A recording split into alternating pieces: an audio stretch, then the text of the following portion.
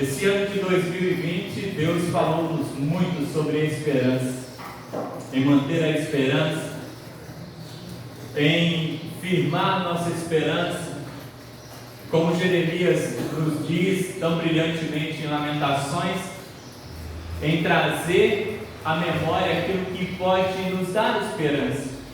Falamos muito sobre esperança, porque estamos vivendo ainda, mas passamos por um período um pouco mais complexo.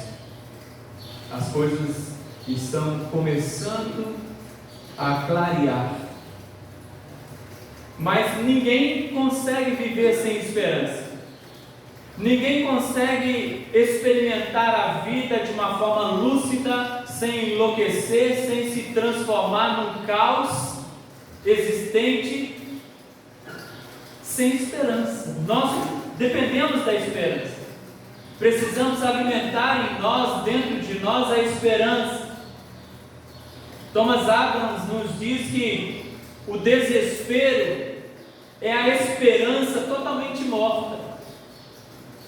Como diz o outro pensador, nós podemos viver alguns dias sem alimento sólido, nós podemos viver alguns dias sem água, nós podemos viver até alguns minutos sem ar, mas não podemos viver nenhum momento sem esperança.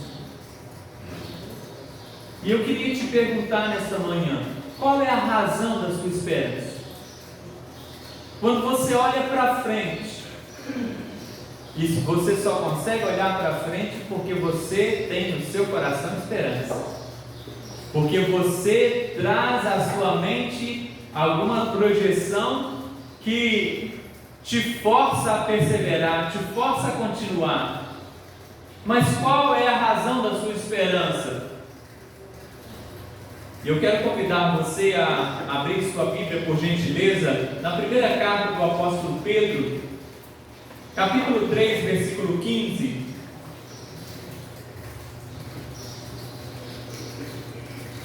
Primeiro Pedro, capítulo 3, versículo 15, da palavra do nosso Deus.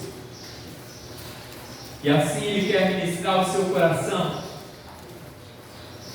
dizendo a nós, capítulo 3, versículo 15, Ele nos diz assim: antes, santificai ao Senhor Deus em vossos corações, e estáis sempre preparados para responder com mansidão e temor a qualquer que vos pedir a razão da esperança que há em vós. Amém. Amém? Glória a Deus.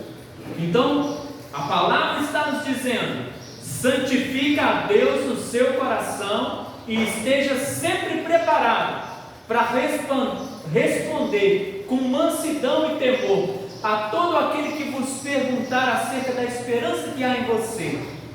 Vamos orar, vamos falar com Deus. Irmão Felipe, por gentileza, ora ao Senhor. Deus Pai, nós agradecemos a Deus por esse momento, Pai. Eu levo pelo nome para agradecer a Deus e dizer teu nome, Pai. Amém. Pai, Senhor, possa estar nos abençoando, Pai, estamos conduzindo a tua palavra, Pai. Amém. Pois prepara nossos corações, pois prepara nossos corações para um lugar fértil, Pai. Sim, amém. Do teu amor, da tua palavra, Pai. Amém. Que Deus possa estar com a mente preparada para receber sabedoria do teu nome, Pai. Amém. Nosso nome de Jesus, amém. Amém. Glória a Deus. Glória a Deus. Meus irmãos, o que move nossa esperança? Qual é a razão da nossa esperança? Alimentar a esperança é viver salutarmente.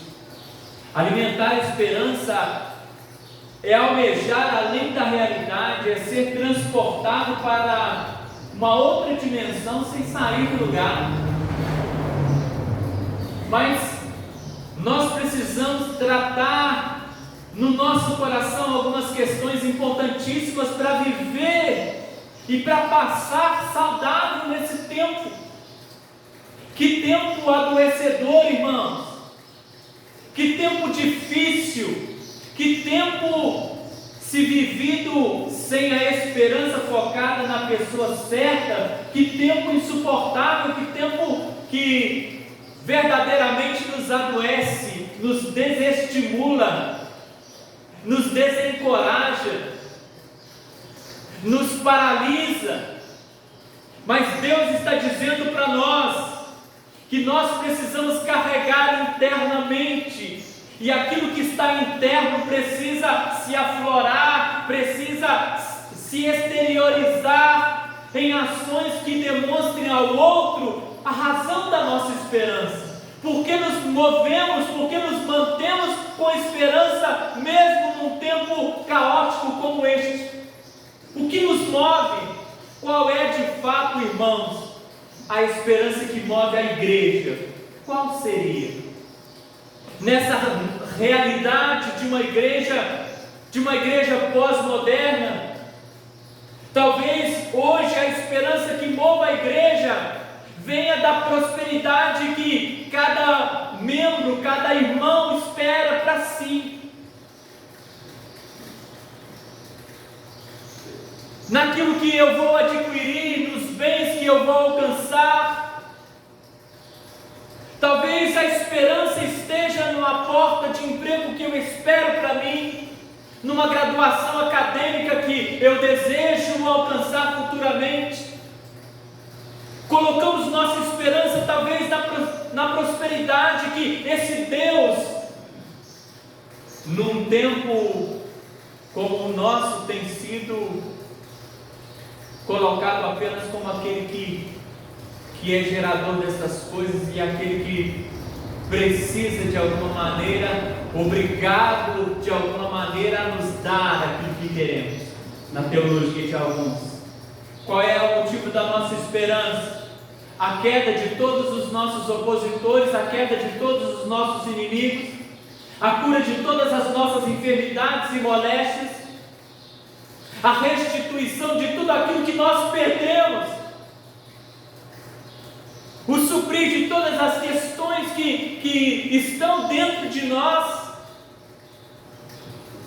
Mas deixa eu te perguntar, e se todas essas coisas falharem, haveria ainda algum resquício, algum lampejo de esperança em você? Ou a sua esperança está, como diz Paulo, apenas em Cristo para este mundo? Porque para tal pessoa que coloca a sua esperança, e a sua esperança são apenas questões humanas, questões terrenas, questões finitas, Paulo vai dizer: se a nossa esperança em Cristo é somente para este tempo, somente para as coisas terrenas, nós somos os mais miseráveis de todos os homens. A razão de nossa esperança, ela não pode se basear em algo que está por vir. Escuta isso, porque é isso que vai gerar saúde para nós nesse tempo. Porque o que está por vir, sempre na nossa expectativa, na nossa esperança, é melhor do que eu vivencio hoje. Mas nem sempre aquilo que está por vir, aquilo que vai ser o meu hoje e amanhã, ele será melhor do que o ontem. Nem sempre. Nem sempre. Então nós precisamos fazer esta pergunta: se todas as coisas que eu espero no momento que eu aguardo falharem, restará em mim alguma esperança? Por isso a nossa esperança não pode ser posta sobre aquilo que está por vir, mas a nossa esperança precisa ser colocada naquilo que Jesus já fez por nós. Amém. Então, para manter viva a esperança, eu não olho para frente, mas eu olho para trás, naquilo que já foi estabelecido, determinado, naquilo que já foi feito e que não pode ser mudado. Amém? Amém. Porque o que Jesus conquistou por nós na cruz não pode ser mudado.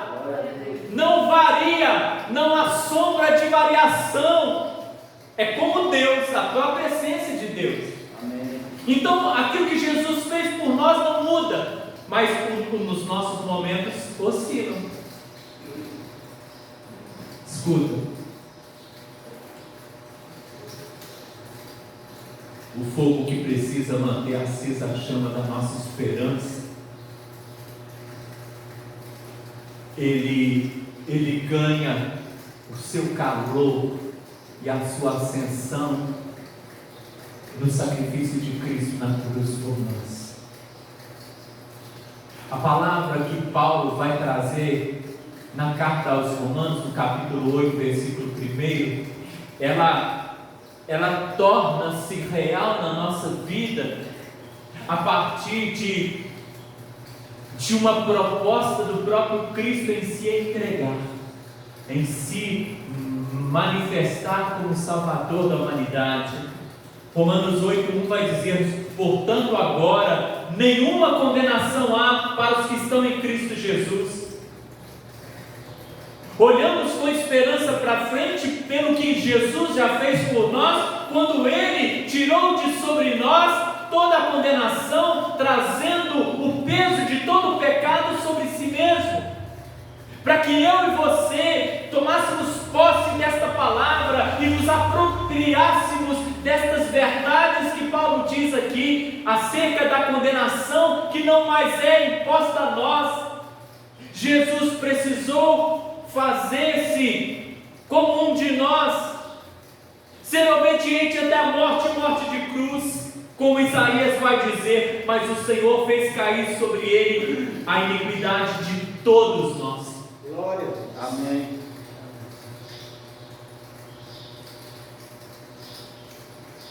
Nossa esperança então precisa estar verdadeiramente naquilo que Jesus fez. Nossa esperança está vinculada àquilo que já foi feito e não àquilo que virá. Glória a Deus por isso, porque ela não pode ser mudada. Amém. Deixa eu te perguntar: estamos preparados para declarar ao mundo que Jesus é a razão da nossa esperança? De fato, estamos preparados? Conscientemente, estamos preparados? Inconscientemente, estamos preparados? As nossas ações, pensadas ou impensadas no nosso dia a dia, responde à razão da nossa esperança para o mundo? Mostra ao mundo, deixa claro para o mundo qual é a razão da nossa esperança? Pedro, que traz esse pensamento para nós, de estarmos preparados sempre para manifestar ao mundo a razão da nossa esperança, ele traz essa indagação depois de haver passado por um momento de fraqueza, por um momento de queda, por um tempo em que ele não pôde responder com mansidão e temor a razão real da esperança dele, quando ele caiu. Na última ceia, quando Jesus ele vai dizer aos seus discípulos acerca da condenação que virá, da crucificação, da prisão, da morte, Pedro declara de forma muito ousada que não abandonaria o Senhor, e todos os discípulos que ali estavam confirmam também, endossam a palavra dele e também declaram que não abandonarão. Mas nós vemos que eles não puderam manter essa resposta ao mundo naquele tempo acerca da razão da esperança que havia neles. Mas eles abandonaram Jesus no momento crucial. Pedro negou Jesus. Então Pedro está nos aconselhando agora, já um homem totalmente transformado. Pedro está nos aconselhando agora um homem que se rendeu à vontade de Deus, um homem que não tem medo de enfrentar e dar a própria vida, como ele disse que daria, e fugiu da responsabilidade. Mas agora, nessa altura da palavra, ele está apto para nos aconselhar e nos dizer: estáis preparados?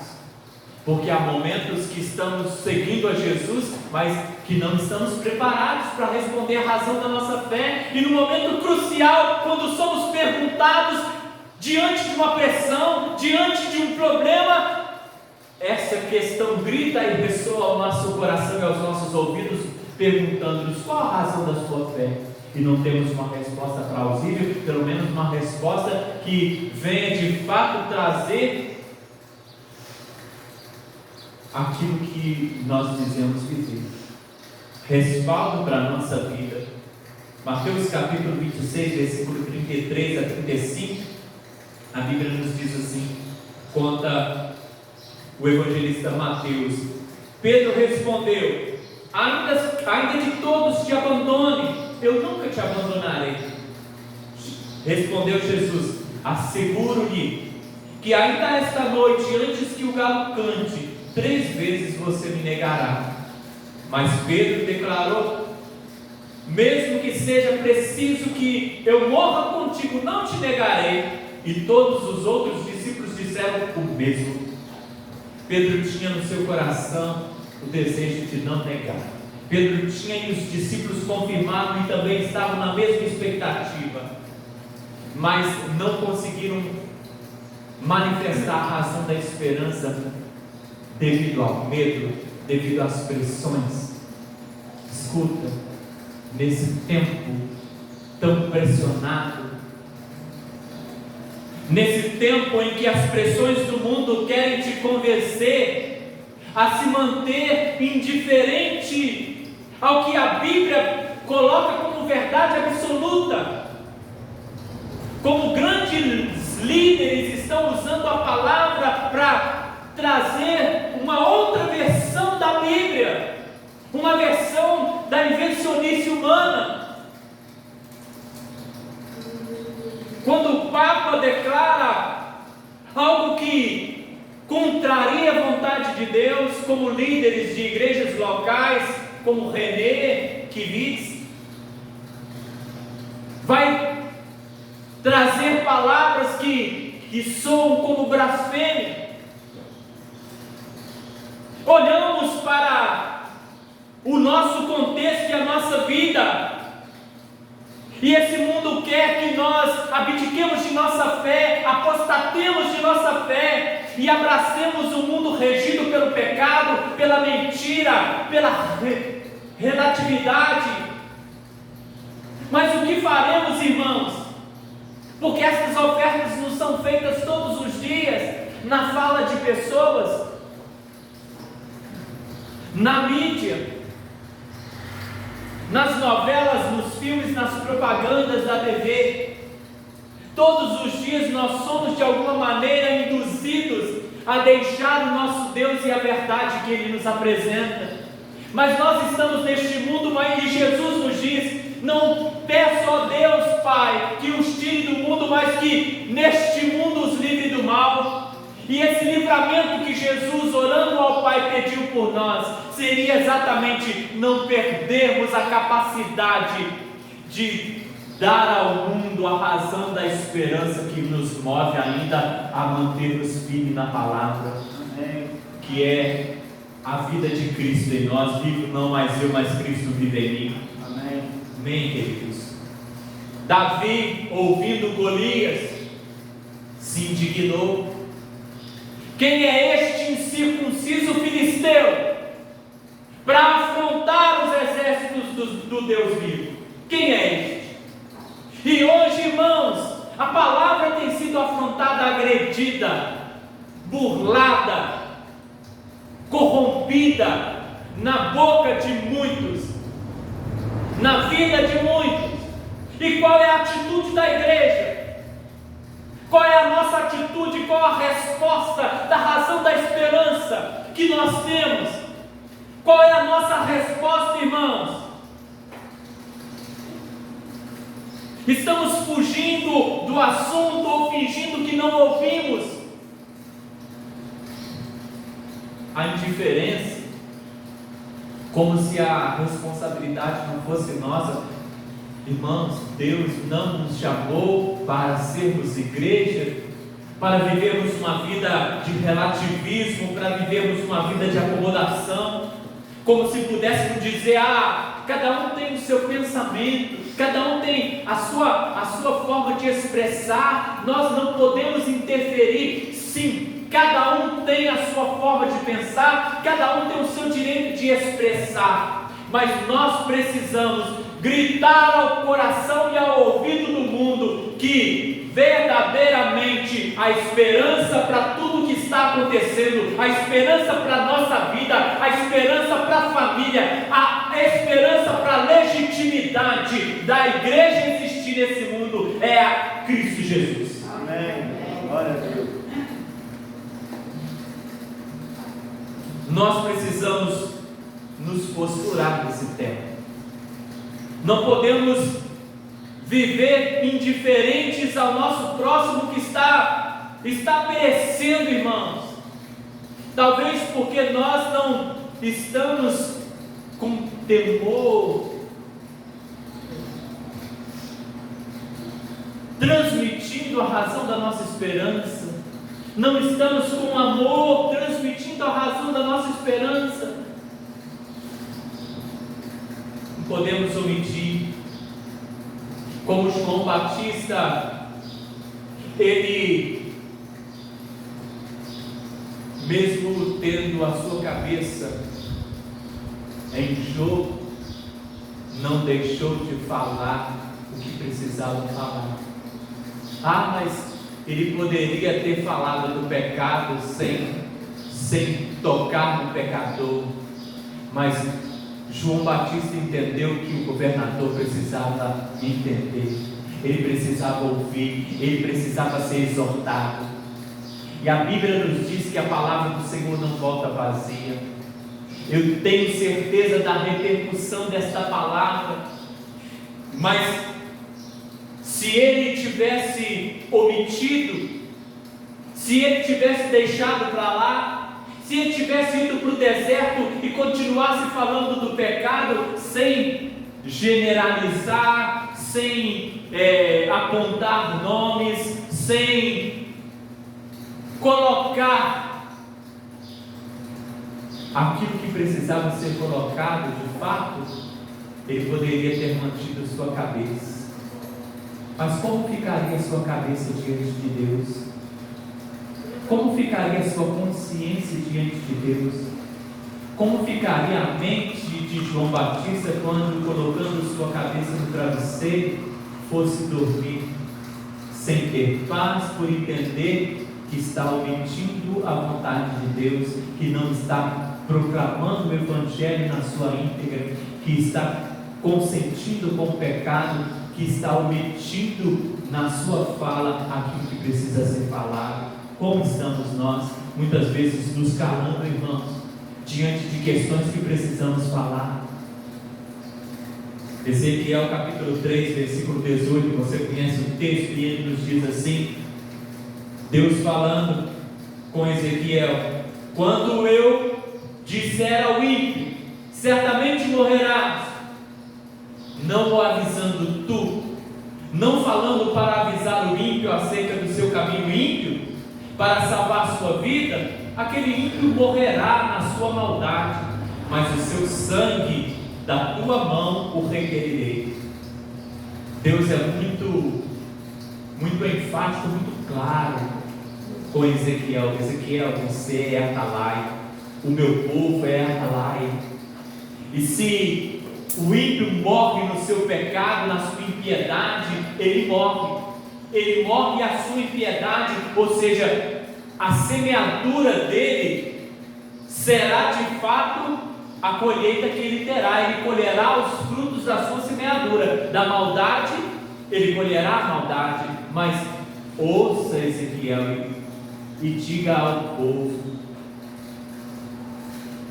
que se você é um atalaia, se você é aquele guarda na torre da vigília, se você é aquela pessoa que está num posto alto, observando o que está acontecendo, e se você vê o mal vindo contra o povo, e você não toca a trombeta, você não avisa o povo, e o inimigo dá contra o povo, e muitos morrem.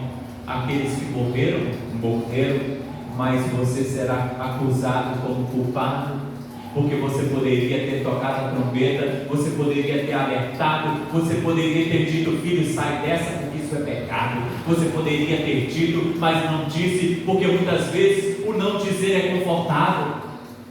Muitas vezes é preferível omitir ou nos calar do que ter que repreender e confrontar. O confronto muitas vezes requer coragem e muitas vezes nos amedrontamos, nos acovardamos de falar a verdade, porque talvez a esperança que há em nós esteja vinculada às coisas deste mundo. E se eu falar, eu posso perder alguma promoção, eu posso perder algum benefício, então eu prefiro omitir, eu prefiro me calar.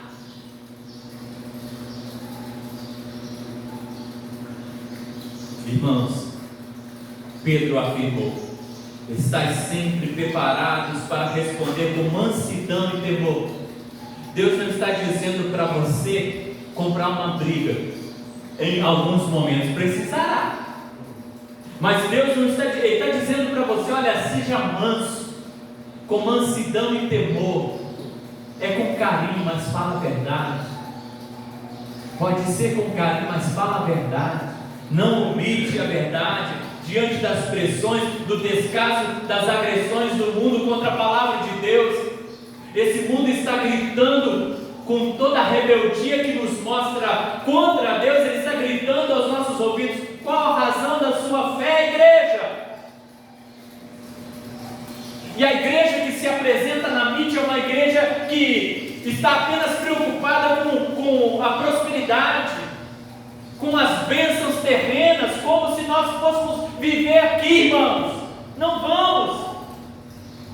Ou nós nos posturamos para ir para o céu e mostramos à nossa sociedade, à nossa comunidade, que a visão precisa ser tirada dessa estrutura terrena e posta no céu, ou nós fazemos essa transposição, ou nos perderemos e seremos engolidos pela pós-modernidade, e seremos engolidos pela mentira desse tempo, e nos tornaremos nada, apenas um amontoado de pessoas que se reúnem em nome de um Deus que elas mesmas não obedecem.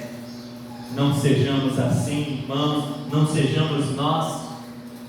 Escuta, talvez alguém diz assim: eu não apoio as ideias desse mundo, eu não comungo com as ideias desse tempo. Não, eu não. Mas escuta, Romanos capítulo 1, versículo 29 ao versículo 32, o apóstolo Paulo falando acerca daqueles que são desobedientes à palavra, acerca daqueles que trocaram Deus, pelos deuses, a sua própria imagem e semelhança. Escuta: estando cheios de toda iniquidade, fornicação, malícia, avareza, maldades, cheios de inveja, homicídio, contenda, engano, malignidade, sendo murmuradores, detratores, aborrecedores de Deus, injuriadores, soberbos, presunçosos, inventores de males, desobedientes de pais e mães, nécios, infiéis nos contratos, sem afeição natural, irreconciliáveis, sem misericórdia, os quais, conhecendo o juízo de Deus, que são dignos de morte os que tais coisas praticam, não somente as fazem, mas também consentem aos que as fazem. Deus está dizendo: Paulo, num tempo de vidas assim, que se apresentam com estes frutos da carne, com essas obras da carne, num tempo assim, muitos não somente fazem, mas consentem com os que fazem.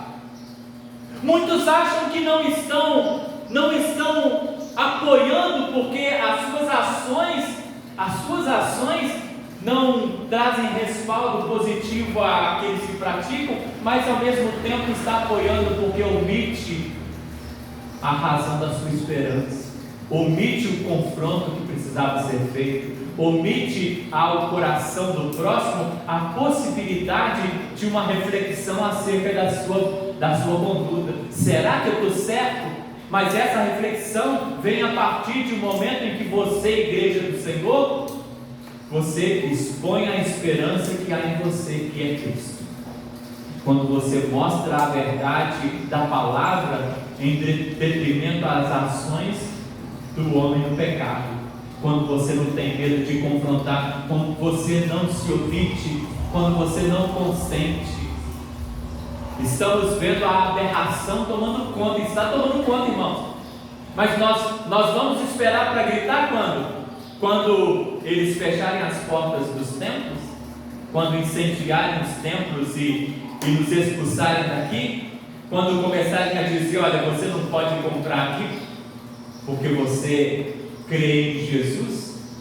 Quando o que está acontecendo para instaurar uma ordem mundial única, uma religião única, foi estabelecido no mundo? Quando já não haverá mais esperança terrena para melhorias, crescimento, vamos esperar o último minuto, quando formos lançados na cova junto aos leões, para gritar? Esse é o nosso tempo. Esse é o nosso tempo. Nós precisamos falar agora. Começa a fazer uma retrospectiva do que tem acontecido nesses últimos tempos e perceba que as peças do tabuleiro estão se movendo para o final. De fato, irmãos, hoje temos ainda liberdade aqui no Brasil para falar abertamente da palavra, mas olha, está por muito pouco o tempo em que começarão a dizer para nós o que será aceito que falemos ou que calemos. Está muito próximo. Ou nós nos posturamos agora e abrimos a nossa boca para falar a verdade e talvez nesse tempo ajudar alguns, mesmo que isso coloque a nossa cabeça a freio, ou nós fazemos ou nos calamos, nos mantemos calados e consentimos que o diabo impere, que o mal impere, que a mentira impere. Mas nós estamos aqui representando não o império do mal, da mentira, mas estamos aqui representando o reino de Deus. Amém. Tito capítulo 1, versículo 9, terminando aqui. Paulo vai dizer a Tito: filho, remetendo firme à fiel palavra, que é conforme a doutrina, para que seja poderoso, tanto para admoestar com a sã doutrina, como para convencer os contradizentes. Paulo diz: Tito, mantém-se firme na palavra, para que você não saia da sã doutrina, e para que você seja poderoso para admoestar, e para ganhar alguns contradizentes, para fazer mais furioso ainda alguns que são contrários, mas para amenizar o coração de alguns com a alegria e a paz gerada pela verdade que há em Cristo Jesus. Amém. Não seremos aceitos por muitos, mas ajudaremos alguns a serem convencidos pela ação do Espírito Santo que Jesus Cristo aceitou. Amém. E qual será a razão da esperança deles? Aquilo que Jesus já fez. E só para te ajudar,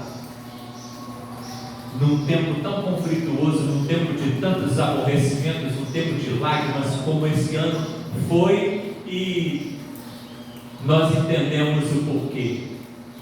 Porque Deus está ajustando muitas coisas nesse mundo, irmãos, e quer acordar a igreja adormecida, ou a igreja fantasiosa, a igreja que está vivendo de fábulas, a igreja que está tão voltada para a esperança do coração acerca da prosperidade. É o que eu vou comprar, o que eu vou fazer, o que eu vou ter, a minha promoção. A igreja está tão voltada para uma esperança vinculada à terra, que se esquecer do que Deus espera de nós como igreja do Senhor.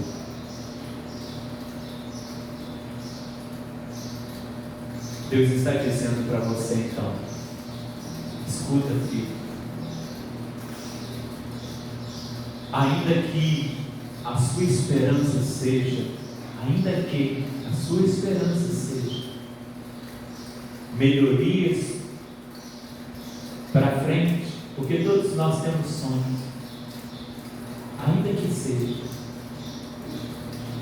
a sua real esperança contra todas essas questões, precisa ser o que Jesus já conquistou por você. Amém. Porque o título de mais que vencedor que eu coloco sobre você não está vinculado às coisas que estão por vir, mas o que Jesus já fez por ti. Você não é mais que vencedor porque você vai vencer esse problema, você vai alcançar isso ou aquilo. Você não é mais que vencedor por isso. Você é mais que vencedor porque um dia o Cristo se fez carne, habitou entre nós e morreu por nós em nosso lugar, levando sobre si os nossos pecados. Amém. Porque um dia nele você foi feito nova criatura, porque um dia nele você deixou de ser criatura para ser filho.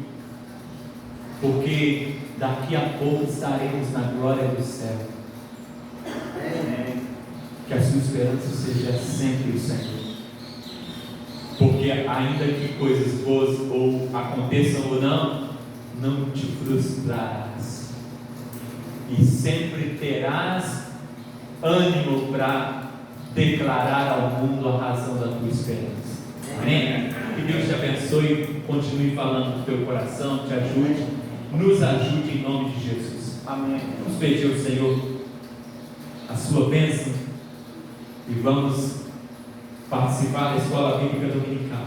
Senhor, muito obrigado, Pai, pela bênção desta palavra, pela razão da nossa esperança, que não se frustra como as questões humanas, mas que foram já estabelecidas e designadas como indestrutíveis na salvação que alcançamos em Cristo. Obrigado, Pai, por mais uma manhã de vitória. Eu quero pedir-te, Senhor, que abençoe a irmã Elaine, quando passará por um procedimento cirúrgico. Abençoa tua filha.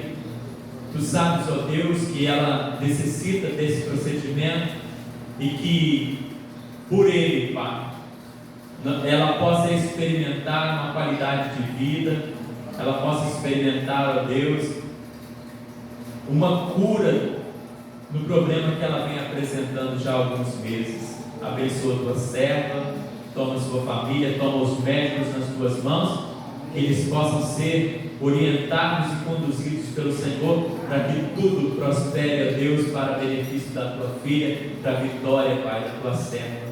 Deus, toma a tua igreja nas tuas mãos. Quando vamos encerrando, Pai, estamos chegando próximos ao final deste ano. Nos ajude, Pai, a entrar no novo ano, Deus, com muita firmeza, com muita alegria. Nos ajude, Pai, a manter viva a esperança no nosso coração e a propagá-la, Senhor. Ajuda a tua igreja, Pai. Dê motivação à tua igreja, motivação real e não fantasiosa. Abençoa-nos, Pai, em nome de Jesus. Amém. Opera maravilhas sobre todos os teus filhos, Senhor, que precisam de ti. Tu sabes, Pai, das questões que têm trazido tristeza ao coração dos teus servos. Toma os teus filhos que estão em tratamento, a vida da irmã Cristina, a vida do irmão Ademir, a vida do papai da irmã Ivonete. Toma pelas mãos, Senhor. Toma as famílias enlutadas, cada um, Senhor. Tu sabes os problemas dos teus servos, mas tu sabes também, Pai, que nós sabemos que o Senhor pode todas as coisas. Amém. E é por isso que nós entregamos a nossa vida e a vida dos teus filhos aos teus cuidados, sabendo que no Senhor somos mais que vencedores. Amém. Em Cristo Jesus. Amém. Deus te abençoe. Vamos estudar a palavra.